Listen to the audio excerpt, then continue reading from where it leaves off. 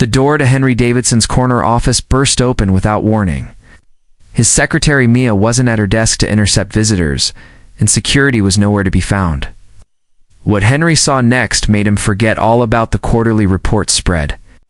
Across his desk, a little girl, no more than 4 years old, stood in his doorway. Her golden curls were adorned with a bright blue butterfly clip that caught the afternoon. Sunlight streaming through the floor-to-ceiling windows. She wore a cream-colored dress that looked freshly pressed, her small hands clutching a worn pink purse that seemed almost too big for her tiny frame. Henry Davidson, at 48, had built an empire from nothing. His navy blue suit was impeccably tailored, his silver tie perfectly knotted. He commanded boardrooms filled with executives twice his age, negotiated million-dollar deals before breakfast, and had never once been caught off guard. Until now. The child walked toward his leather sofa with the confidence of someone who belonged there, her patent leather shoes clicking softly against the polished hardwood floor.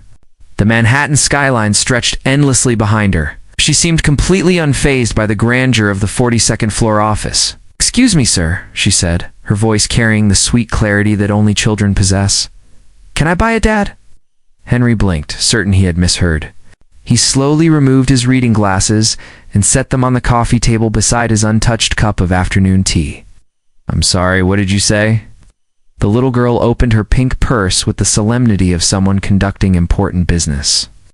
She pulled out a handful of crumpled dollar bills, some coins, and what appeared to be a few pieces of candy. "I have $17.32, she announced, spreading the money carefully on his glass coffee table. "And some gummy bears, if that helps. My neighbor Mrs. Patterson says you're very rich and can buy anything, so I thought maybe you could sell me a dad." Henry felt something shift in his chest, a sensation he hadn't experienced in years.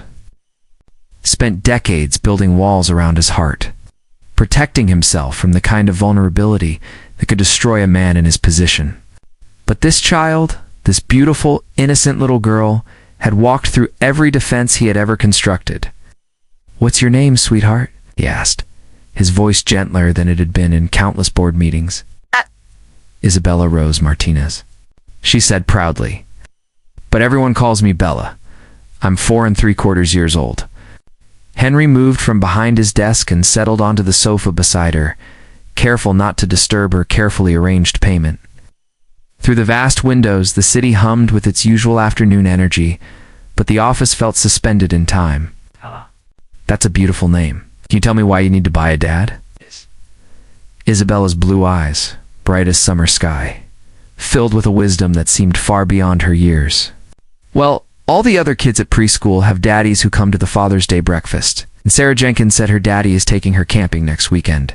Tommy Morrison's dad teaches him how to throw a baseball." She paused, picking up one of the gummy bears from her pile of treasures.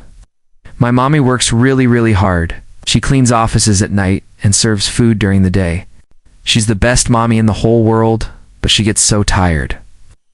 And when I ask about my daddy, she just gets sad eyes and changes the subject."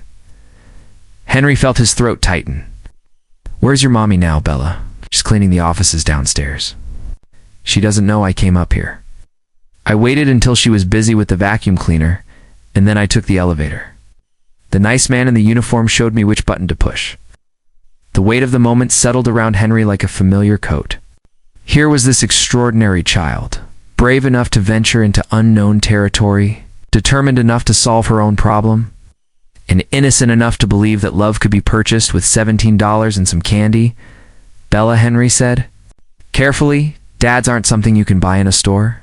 Her face fell slightly, but she didn't gather up her money. But Mrs. Patterson said, "You have so much money you could buy anything. She said you live in a big house all by yourself and you don't have any family." The accuracy of that statement hit Henry harder than any hostile takeover attempt ever had. Mrs. Patterson, whoever she was, had summed up his life with devastating precision. He did live alone in his penthouse apartment, surrounded by expensive art and furniture that no one else would ever enjoy. He worked 16-hour days not because he had to anymore, but because he had nothing else to fill the silence. Mrs. Patterson was right about some things, Henry admitted, but wrong about others. "You see, Bella, The most important things in life can't be bought with money. Things like love and friendship and family. Those are gifts that people choose to give each other. Isabella considered this with the seriousness of a philosopher. So if I can't buy a dad, how do I get one? Henry looked at this remarkable child, sitting in his office as if she belonged there, and felt something awakening in his heart that had been dormant for decades. In that moment, surrounded by the trappings of his success, he realized that all of his achievements meant nothing compared to the simple human need for connection that this little girl represented. Sometimes, he said slowly, people find each other when they need each other most. Sometimes a little girl who needs a dad meets a man who needs to remember what's really important in life. Isabella's eyes widened with hope. Does that mean? You might want to be my dad. I promise I'm very good. I brush my teeth every night, and I only cry when I'm really, really hurt. I help my mommy fold the towels, even though I sometimes drop them. Henry's vision blurred, and he had to clear his throat before he could speak. Bella, I think you're absolutely perfect just the way you are. But there are grown-up things that have to happen first. I need to meet your mommy and make sure she's okay with this conversation we're having. Oh, she'll love you, Isabella said, with the confidence of someone who had never been wrong about anything important. Always says she wishes she could find a good man who would be kind to both of us. And you're being very kind to me right now. At that moment, Henry's office door flew open again. A young woman with the same golden curls as Isabella, but pulled back in a practical ponytail, burst through the entrance. She wore the navy blue uniform of the building's cleaning service, and her face was flushed with panic. Isabella Rose Martinez, what are you doing up here? The woman's voice carried both relief and exasperation. I've been looking everywhere for you. I thought someone had taken you.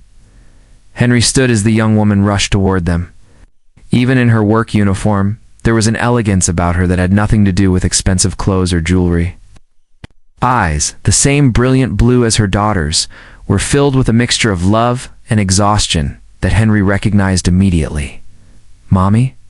Isabella jumped up from the sofa. This is Henry, and I asked if I could buy a dad, and he said the best things can't be bought, they have to be given, and I think maybe he wants to give us a family. The young woman's face went pale, then red, then pale again. Oh my goodness, I am so sorry, Mr. Davidson. I don't know how she got up here, or what she said to you, but please don't call security. I need this job, and I promise it will never happen again. Henry held up his hand gently. Please, there's no need to apologize. Call me Henry. Your daughter has just given me the most important business proposal I've ever received.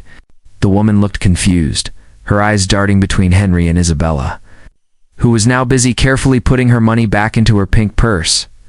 I'm Maria Martinez, she said hesitantly. And I'm truly sorry for any disruption, Isabella, sweetheart. You can't just wander around the building asking strangers personal questions, but, Mommy, he's not a stranger anymore. His name's Henry, and he has kind eyes, just like you said to look for. And he didn't get mad when I asked about buying a dad. Henry saw Maria's face crumple slightly at her daughter's innocent words. He recognized the look of someone who was carrying far more than they could handle. Someone who was doing their best in circumstances that would have broken a weaker person. Maria, Henry said gently, would you and Isabella like to sit down? For a moment, I think we have some things to talk about. Maria glanced at her watch nervously. I really should get back to work. My supervisor doesn't know Isabella is here, and if they find out I brought her to the building during my shift. Your supervisor works for the cleaning company that I contract with, Henry said.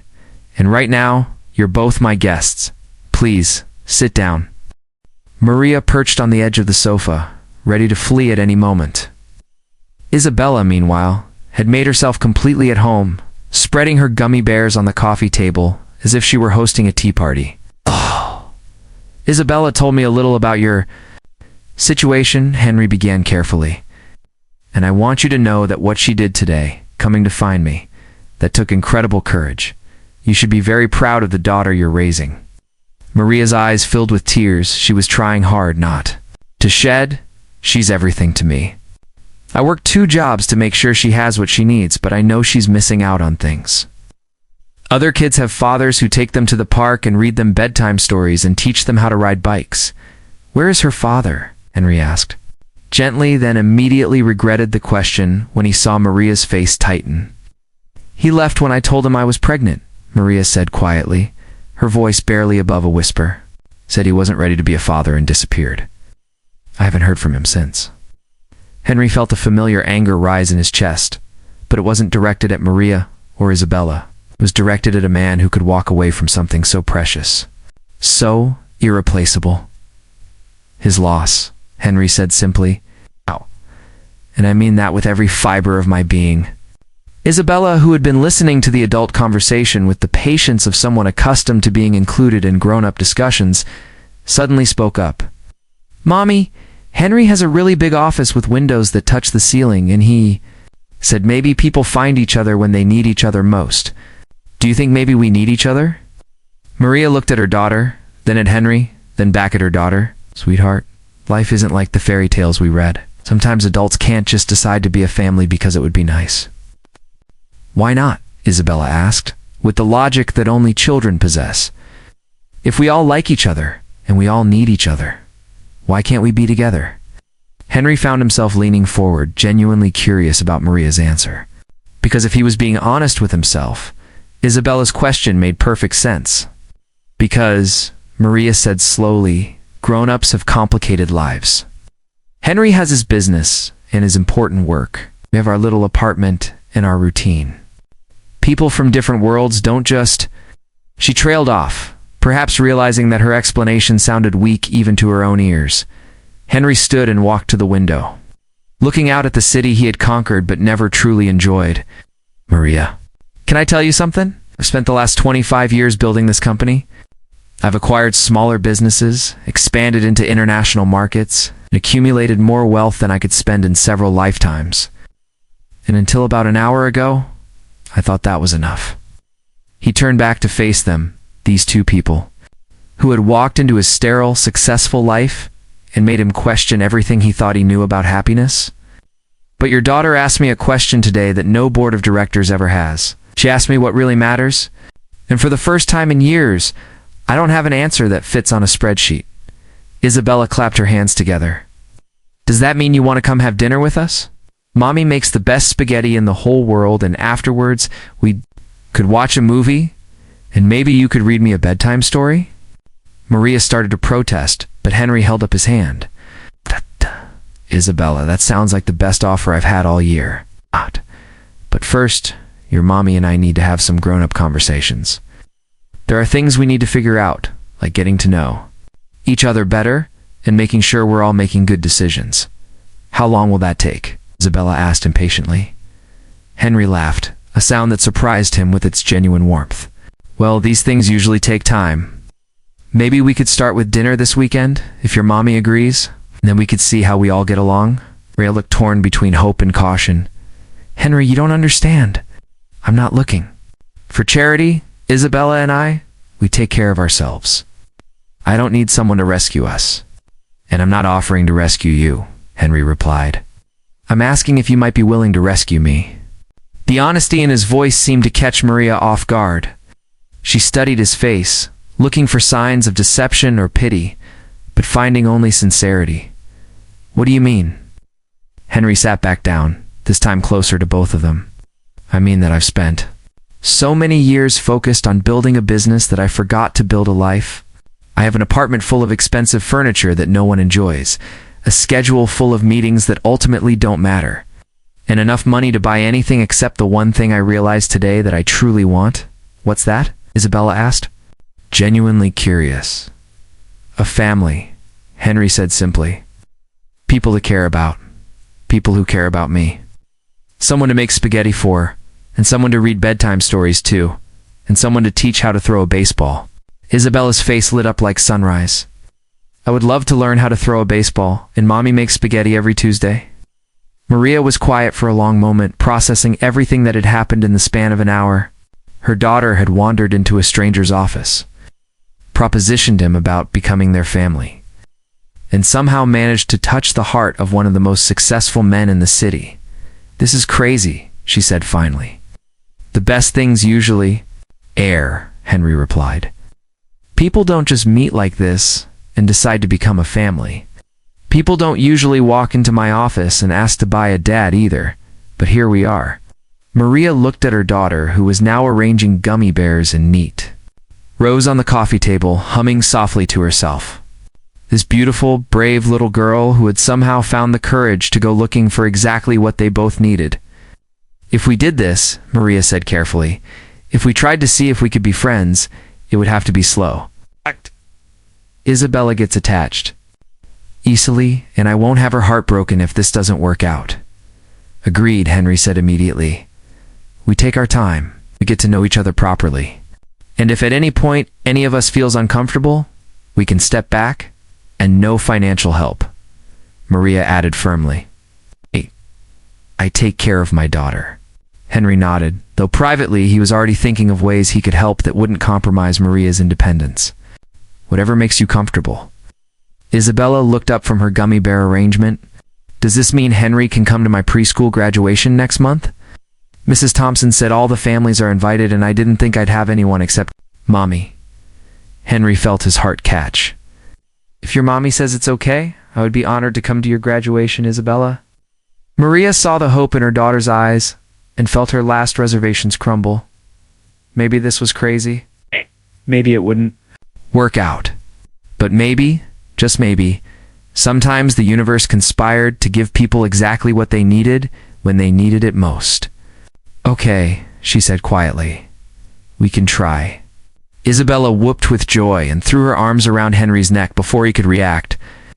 The hug was fierce and sweet and completely unself-conscious, and Henry felt something he had thought was permanently broken inside him suddenly come back to life. Thank you, Isabella whispered in his ear. Thank you for saying yes. Henry closed his eyes and held this precious child, breathing in the scent of her baby shampoo and feeling her small heart beating against his chest. In that moment, surrounded by the trappings of his material success, he realized that the greatest fortune he could ever possess was sitting right there in his arms.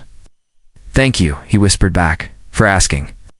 6 months later, Henry Davidson stood in the same office, but everything had changed. The sterile perfection had been replaced by small touches of warmth. Isabella's artwork hung on the walls next to his business awards. A photo of the three of them at a baseball game sat on his desk next to his computer. Small table held crayons and coloring books for the afternoons when Isabella visited after preschool. The merger documents that had once seemed so important lay forgotten as Henry watched Isabella teach Maria how to use his office chair as a spinning ride. Their laughter filled the space with a music he had never known he was missing. That evening, as they walked hand in hand toward Maria's car, Isabella looked up at him with those brilliant blue eyes that had first captured his heart. Henry, she said seriously, I have something to tell you. What's that, sweetheart? I don't want to buy a dad anymore. Henry's heart skipped, wondering if she had changed her mind about their growing family. Why not? He asked carefully. Isabella smiled, a gap-toothed grin that could have powered the entire city, because I already got one for free. And everyone knows the best things in life are free. Henry laughed and scooped her up, twirling her around as her giggles echoed off the glass and steel of the building that no longer felt like just a place of business, but like the spot where his real life had finally begun. Sometimes the most important business deals aren't negotiated in boardrooms. Sometimes they're proposed by 4-year-old girls with $17, a handful of gummy bears, and hearts brave enough to ask for exactly what they need. And sometimes, if you're very lucky, the answer is yes.